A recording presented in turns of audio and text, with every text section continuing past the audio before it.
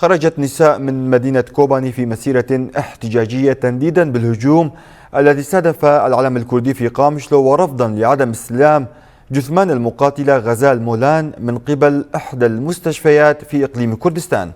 انطلقت المسيرة من ساحة المرأة الحرة رافعين صور المقاتلة غزال مولان إلى جانب الأعلام الكردية وعلى مؤتمر ستار، ورددنا شعارات المقاومة حياة والمرأة الحياة الحرية.